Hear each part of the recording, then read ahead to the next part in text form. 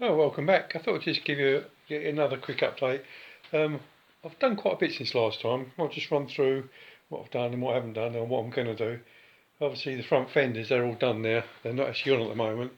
I've actually managed to make all the brackets for them. It's quite a mean without them, actually. I don't think I'll get away with that much on the road. So that's what I'm doing at the moment, or have done at the moment. These are the front fenders, or mud guards, whatever you call them. Um, I'm really pleased when they come out. The one little thing I had to do, can't really see, but on there, that little bracket there, that little bit of plate to put on, because unfortunately when the fenders are on from whoever put them on originally, when they cut through, obviously in here and in there, both mudguards or fenders, they weren't identical, they were different. I assumed they're both the same. So when I made the support brackets for them, one was longer than the other, and when you look at it from the front, it looks bloody horrible. So I like to take this bracket off here. I don't remember, this is a tube that goes through here. There's a big plate that runs around the back of it. I like to unbolt it and unfiberglass it all and move it down. Consequently, I actually made another hole there. So I made this plate to cover it up. It don't look too bad actually. I'll paint it all up later on, and obviously I've got them holes to get rid of. So apart from that, I'm actually quite pleased with it. They're actually quite heavy, so I'm hoping they're going to be okay.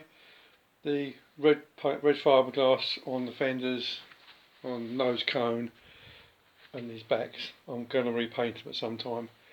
Moving on to the back, I've made some good progress with that.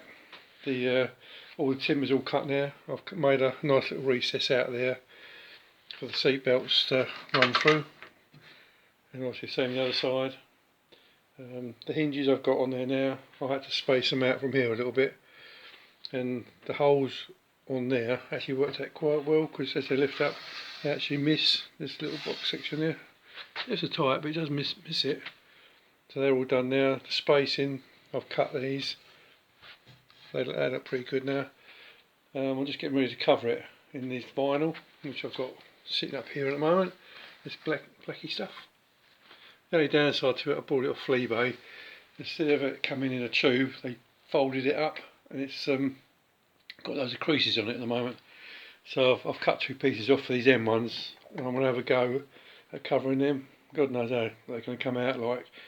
I've never done anything like this before, so we'll see. So I'm going to do these small ones first and see what happens.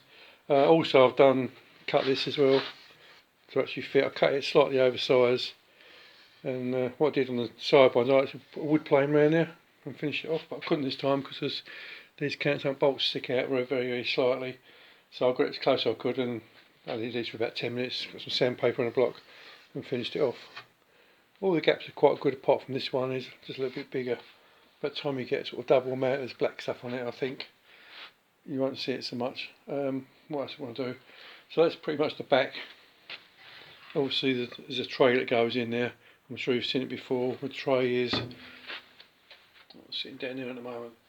I've got to leave it out because I've got to do although the brakes are done, I'm having trouble with the handbrake, and it's only pulling up on the near side. Nothing's happening on the off side, so I'm going to take the cable back out again, which is that one there. I'm going to pull it out and just see what's going wrong with it. I'm hoping something simple. So that's the next job to come out. So like I say, the foot brake's working really well now. It's just a handbrake. And what will come out, oh yeah, the other thing I'm going to do, I'm not going to use this particular rubber because this is like an insertion rubber. I don't know if you can see, it's got like a cloth in between it. I've actually just ordered some proper 1 mil just rubber. And what I'm going to do, I don't know if you see, I'll put it like this. I'm going to glue it onto the metal framework on there. Then once it's glued on there, I'm going to cut the little circles out for the little clips. That's for the roof. The reason I made it so long is because the worst part is this piece here, where it's fitted properly. So I'm hoping by the time I get this on there, it'll cover it all up. It should look quite nice. That's that. And the bit I'm going to do today, which I've been umming and ahhing, because I've decided I'm not going to have a spare wheel, so I don't need a spare wheel carrier. So I'm going to cut it off. That's the easiest way to do it. So what I'm going to do, but I still like the little hoop at the back.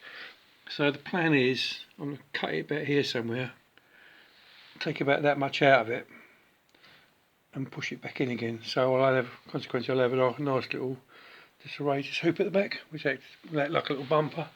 Then I can stick the number plate on the back, on here somewhere. Not sure where to do it. I suppose it would look quite nice in line with the lights, maybe or maybe not. So that'll finish the back off because it looks bloody ugly like that, where it's just sticking out. Not so bad if you can have a spare wheel in it, but I don't know. I've got an AA recovery, and I'm going to get some of that tyre repair kit, them aerosol things, whatever they are. So I'll say I've been driving bloody hell, 50 years, I suppose, 45, 50 years. I've had 2 punctures, so I think the odds are pretty much stacked on my side. Well, I did get one the other day, but it's my own fault because I knew there was a nail on the drive and I rode over it. Yeah, that's pretty much it now, so we're getting very close to getting it all done. So I can't, these are the mudguard supports, don't know if you can see them or not. They're all done, they're all painted. It's all nice and dry now. The paint's all really good, but the paint I use, this paint doesn't seem to be very hard straight away, so I like to leave it about 2 or 3 days. Yeah, just make it sort of hard. And the paint I use is this up here. Solmex Prospect Tough Paint. It goes on really well. If you sort of put it on thin coats and do a fairly heavy coat at the end, you get a really sort of almost like an enamelled finish, which I've got on there now, which is really nice. But it's very slow drying, and it does take quite a while to go hard. So that's going to go on. So hopefully, what's the day? Saturday, probably Monday. I'll have a go at putting them on and putting the front fenders on and see if it all works out. So things are looking pretty good at the moment. Well, that's pretty much it for now.